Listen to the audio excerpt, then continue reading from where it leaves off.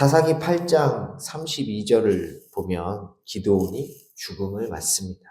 요아스의 아들 기드온이 나이가 많아 죽음에.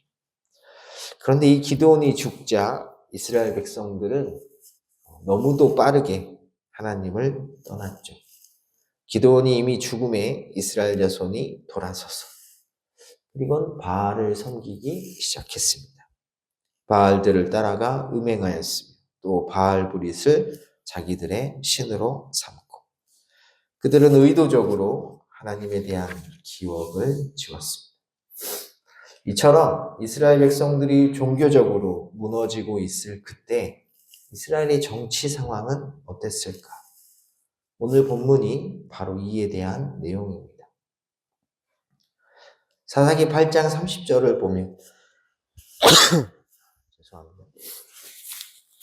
8장 30절을 보면 기드온은 아내가 많았다고 나오죠. 그러니 자녀들도 많았습니다. 아들이 무려 70명이었죠. 심지어 첩도 있었는데 이 첩 역시 아들을 낳았습니다. 이 첩이 낳은 아들의 이름이 본문에 등장하는 아비멜렉이죠. 그런데 아버지 기드온이 죽자 이 아비멜렉이 발빠르게 움직입니다. 그는 아버지가 죽자 누구에게 찾아가죠? 자기 외갓집에 찾아가는 거예요. 세겜에 있는 어머니의 형제들을 찾아갑니다. 숙부죠? 작은 외삼촌. 여룻바알의 아들 아비멜렉이 세겜에 가서 그의 어머니의 형제에게 이르되 다시 말해 외가를 찾아가는 것이죠. 이유는 부탁을 하기 위해서요. 청하노니 되어 있죠. 그가 이 외가 사람들에게 한 부탁은 이것입니다. 세겜 사람들에게 말하라는 것입니다. 당신이 살고 있는 세겜 사람들에게 가서 좀 물어봐 주세요. 이렇게. 너희는 세겜의 모든 사람들의 귀에 말하라. 여룻바알의 아들 70명이 다 너희를 다스림과 한 사람이 너희를 다스림이 어느 것이 너희에게 나으나. 비록 기드온이 왕은 아니었지만 이스라엘의 강력한 지도자였잖아요. 기드온이 죽자 그 다음 자리를 누가 차지하느냐, 이 문제가 이제 부각되기 시작한 것이죠. 아비멜렉은 자기 외갓 사람들에게 가서 세겜 사람들에게 물어보라는 거예요. 70명이 너희를 다스리는 게 나은지 아니면 한 명이 다스리는 게 나은지 이렇게 물어보라고 하는 의도는 분명하죠. 70명이 다스리는 게 나아요? 한 명이 다스리는 게 나아요? 한 명이 다스리는 게 낫죠. 이 당시엔 민주주의가 아니었으니까. 근데 그 한 명이 누구예요? 자기죠, 자기. 이렇게 가서 물어보라는 건 어떻게 하라고 하는 거예요? 아비멜렉, 기드온의 그 수많은 자식들 중에 세겜에 살고 있는 우리와 같은 혈통, 내 가족인 아비멜렉을 지지해라. 이렇게 선거운동 하라고 보낸 거예요. 쉽게 말해서. 또 나는 너희와 고르기를 기억하라. 여기서 고르기는 말 그대로 뼈와 살을 뜻합니다. 다시 말해 나는 너희와 같은 혈통, 너희와 피를 나눈 형제이니 내가 내 아버지 기드온을 대신하여 너희를 다스리는 것이 훨씬 더 좋다라는 것을 선정하라라고 보낸 것입니다. 이에 아비멜렉의 외가 사람들이 움직이죠. 아비멜렉이 통치자의 자리에 올리면 자기들도 수혜를 받을 거니까 당연히 움직이는 것입니다. 그들은 세겜 사람들에게 아비멜렉이 기드온의 뒤를 이어서 우리를 다스려야 한다고 말했습니다. 이에 세겜 사람들이 아비멜렉으로 마음이 기울기 시작했죠. 왜냐하면 세겜 사람들은 세겜에 살고 있고 나머지 70명 아들들은 어디 살고 있어요? 저 오브라에 살고 있으니까 지역 감정인 거죠. 쉽게 말해서. 우리 출신 뽑아야 되지 않겠냐 이겁니다. 그래서 그들은 아비멜렉에게 뭐도 지어줘요? 돈도 지어줘요. 은 70개를 지어줍니다. 선거활동 잘하라고.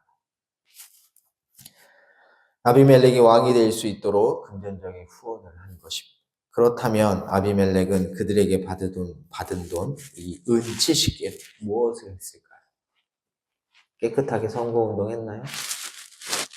그 돈으로 자기의 배다른 형제 70명을 다 죽입니다. 사람들을 우선 끌어모았잖아요. 여기 보면 방탕하고 경박한 사람들이라고 되어 있습니다. 그래서 방탕하다라고 번역된 단어는 속이 빈, 가치가 없는 이런 뜻이고, 경박하다라고 번역된 단어는 난폭하다라는 뜻입니다. 속이 텅 빈, 가치 없는 사람들을 끌어모아가지고 난폭하게 행동을 한 거죠.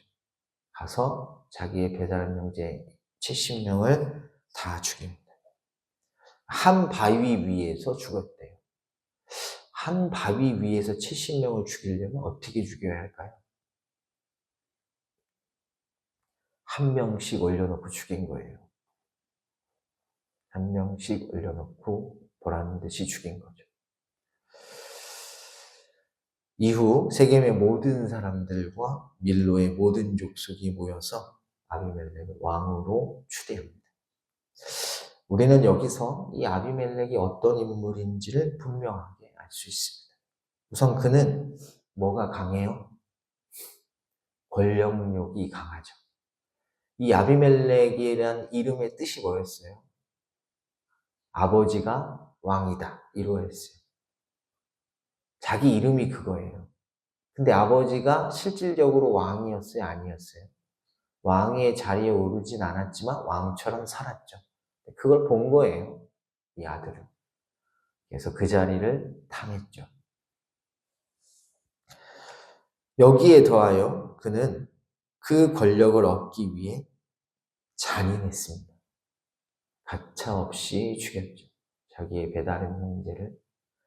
또한 뿐만 아니라 그렇게 하기 위해 치밀했습니다. 그는 자신이 권력을 차지하기 위해서 무엇을 어떻게 해야 하는지를 아주 분명하게 알고 있었습니다. 외가를 찾아가서 외가 사람들을 활용하죠. 하지만 그 모든 것을 사전에 치밀하게 계획을 세운 그가 한 가지 사실을 간과한 것이 있습니다. 여러분, 그게 뭔지 혹시 보이시나요? 모든 걸 계획했어요. 자기가 권력을 차지하기 위해서. 근데 간과한 사실이 하나 있습니다. 그게 5절 마지막이에요. 다만 여룻바알의 막내 아들 요담은 스스로 숨었으므로 남으리라. 이건 아비멜렉의 계획 속에 없었던 거예요. 완벽한 계획으로 다 죽였다고 생각했는데 한 명이 살아났어요. 아비멜렉은 자신이 권력을 차지하기 위해서는 외가의 힘이 필요하다는 걸 알았죠. 왜냐하면 그들에게는 재물과 군사가 있었기 때문입니다. 그래서 아버지 기드온이 죽자 곧바로 외가를 찾아갔죠. 그리고 외가가 가진 재물로 사람들을 끌어모아 자신이 왕이 되는 것에 걸림돌이 되는 자들을 다 죽였습니다. 이때까지만 해도 그는 모든 것이 자신의 계획대로 진행되고 있다고 생각했을 것입니다. 또 실제로 정적들을 다 죽인 후 이스라엘의 왕이 되죠. 그러니 그는 모든 것이 성공했다고 여겼을 것입니다. 하지만 그것은 그의 착각이었죠. 왜냐하면 다 죽인 줄 알았는데 배다른 형제 70명 중 한 명이 살아났거든. 그토록 치밀하게 계산된 계획 속에서 실행된 이 죽음의 덫에서 막내 아들인 이 요담은 어떻게 살아날 수 있었을까? 그가 도망치는 능력이 좋아서? 아니면 우연히 그렇게 된 것일까요? 그렇지 않죠. 답은 분명합니다. 하나님이 그를 보존시켜 주신 것입니다. 하나님께서 70명 중에서 오직 그를 남겨두신 것입니다. 왜냐하면 이후의 이야기 속에서 그게 분명하게 드러나요. 이 살아남은 막내 아들 요담에 의해서 아비멜렉의 죄악이 드러나게 되거든요. 하나님이 이 아비멜렉의 죄를 드러나게 하기 위해서 요담을 살려놓으신 것입니다. 이 말을 바꿔 말하면 아비멜렉이 아무리 사전에 치밀한 계획을 세우고 잔혹함으로 70명을 한 명도 남김없이 다 죽이려 할지라도 그것은 불가능한 것입니다. 왜냐하면 하나님이 그의 손을 막으셨기 때문이죠. 이 말을 바꿔 말하면 우리 하나님이 그런 하나님이시기에 우리는 이 땅을 살면서 소망을 품고 살아갈 수 있다는 것입니다. 아무리 악이 팽배할지라도 불의가 넘쳐난다 할지라도 끊임없이 나쁜 일이 몰아친다 할지라도 우리는 좌절하지 않을 수 있습니다. 하나님이 그 가운데에서도 우리를 지키시고 보호해 주실 것이기 때문에 오히려 그 힘든 일, 불의한 일, 안 좋은 일, 악한 일 속에서도 일하시고 계시고 일하실 그 하나님을 기대할 수 있습니다. 이 믿음과 확신으로 오늘 우리에게 주어진 현실의 무거운 짐들을 넉넉히 이겨나가시기를 주님의 이름으로 간절히 축복합니다.